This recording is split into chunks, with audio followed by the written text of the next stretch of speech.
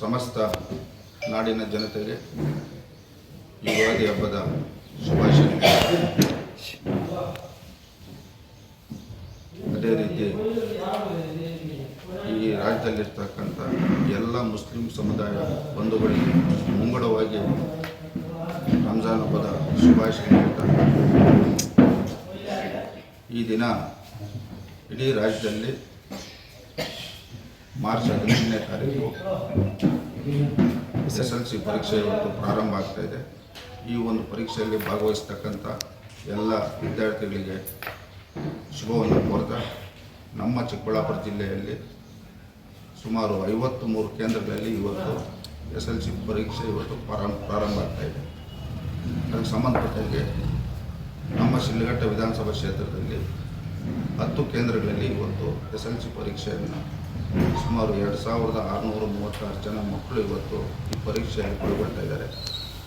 ಆ ಪರೀಕ್ಷೆ ಬರತಕ್ಕಂಥ ಮಕ್ಕಳಿಗೆ ಇವತ್ತು ಅವರು ಧೈರ್ಯವಾಗಿ ಇವತ್ತು ಈ ಒಂದು ಪರೀಕ್ಷೆಯನ್ನು ಬರೆದು ಇವತ್ತು ಅವರು ನಿರೀಕ್ಷೆಗೆ ಮೀರಿ ಇವತ್ತು ಫಲಿತಾಂಶ ಈ ಕ್ಷೇತ್ರದಲ್ಲಿ ಬರ್ತೈತೆ ಅಂತ ನನಗೊಂದು ನಂಬಿಕೆ ಇದೆ.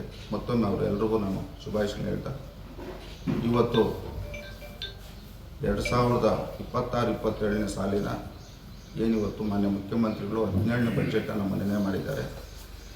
ಈ ವರ್ಷ ನಮ್ಮ ಶಿಡ್ಲಘಟ್ಟ ವಿಧಾನಸಭಾ ಕ್ಷೇತ್ರಕ್ಕೆ ನಮ್ಮ ಒಂದು ನಿರೀಕ್ಷೆ ಇವತ್ತು ಹೆಚ್ಚಿನ ಅನುದಾನವನ್ನು ಸಿಗ್ತೈತೆ ಅನ್ನೋ ಒಂದು ನಿರೀಕ್ಷೆಯಲ್ಲಿದೆ.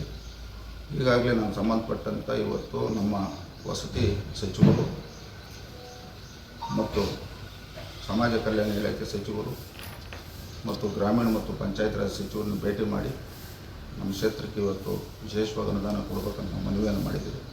ಅವರು ಸಹ ಆಶ್ವಾಸನೆಯನ್ನು ಕೊಟ್ಟಿದ್ದಾರೆ. ಮಾನ್ಯ ಮುಖ್ಯಮಂತ್ರಿಗಳು ಸಹ ಇವತ್ತು ಮೊನ್ನೆ ನಡೆದಂಥ ನಮ್ಮ ಶಿಡ್ಲಘಟ್ಟದಲ್ಲಿ ಜಿಲ್ಲಾ ಮಟ್ಟದ ಕಾರ್ಯಕ್ರಮದಲ್ಲಿ ನಮ್ಮ ಕ್ಷೇತ್ರಕ್ಕೆ ಇವತ್ತು ಅನುದಾನಗಳು ಸುಮಾರು ಸಮಸ್ಯೆಗಳಿಗೆ ಅನುದಾನ ಕೊಡ್ತೀನಿ ಅಂತ ಹೇಳಿದ್ದಾರೆ. ಆ ಒಂದು ಅನುದಾನ ಸಿಗ್ತೈತೆ ಅಂತ ನನಗೊಂದು ನಂಬಿಕೆ ಇದೆ.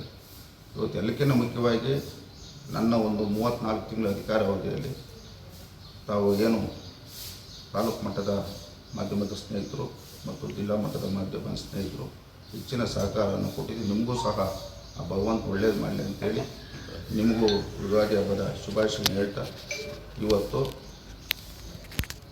ಏನು ಮಾರ್ಚು 17ನೇ ತಾರೀಕು ಇವತ್ತು ನಮ್ಮ ಜಿಲ್ಲೆಯಲ್ಲಿ ತಾಯಿ ಗಂಗಾದೇವಿ ಆಶೀರ್ವಾದ ಮತ್ತು ಚಾಮುಂಡಿ ದೇವಿ ಆಶೀರ್ವಾದದಿಂದ ಇವತ್ತು ವರ್ಣನ ಕೂಟ ತೋರಿಸ್ತಿದೆ.